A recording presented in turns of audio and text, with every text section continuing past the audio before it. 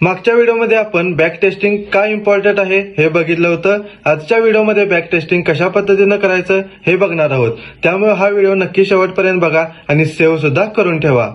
Intraday साठी एखाद्या स्ट्रॅटेजीचं तुम्हाला बॅक टेस्टिंग करायचं असेल तर सिंपली काय करायचं आहे, पहिल्यांदा इंडेक्सचा किंवा स्टॉकचा चार्ट ओपन करायचा आहे.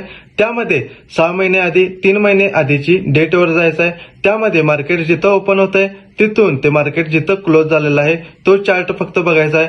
त्यावर आपल्या स्ट्रॅटेजी प्रमाणे कुठं एंट्री दिलेलं आहे तिथं मार्किंग एक करून ठेवायचं आहे. त्यानंतर स्टॉप लॉस कुठे येतो आणि टार्गेट कुठे येतं ते सुद्धा मार्क करायचं आहे.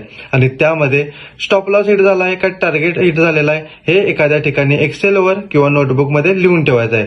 दुसऱ्या दिवशी सुद्धा सेम मेथड अप्लाय करायची आहे. तिसऱ्या दिवशी सुद्धा सेम मेथड अप्लाय करायचं आहे. ह्यामुळे आपल्याला 3 ते 6 महिन्याचा डाटा मिळून जाणार आहे. ह्यावरून आपल्याला या स्ट्रॅटेजी प्रमाणे किती स्टॉप लॉस हिट झालेले आहेत, किती टार्गेट अचीव्ह झालेले आहेत हे समजून जाणार आहे. आणि ह्यावरून आपल्याला अंदाज येणार आहे की ऍक्च्युअल मध्ये सुद्धा ही मार्केटमध्ये फ्युचरमध्ये स्ट्रॅटेजी वर्क होऊ शकते का नाही. बॅक टेस्टिंग मध्ये चांगले रिझल्ट मिळाले आहेत याचा अर्थ असा होत नाही की फ्युचरमध्ये सुद्धा याचे चांगले रिझल्ट आपल्याला मिळूनच जातील.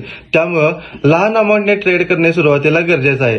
जसं आपल्याला कॉन्फिडन्स वाढेल तसं थोडंफार आपण कॅपिटल वाढवू शकतो आणि स्ट्रॅटेजी फाईन ट्यून करू शकतो आणि चांगल्या पद्धतीने रिटर्न जनरेट करू शकतो.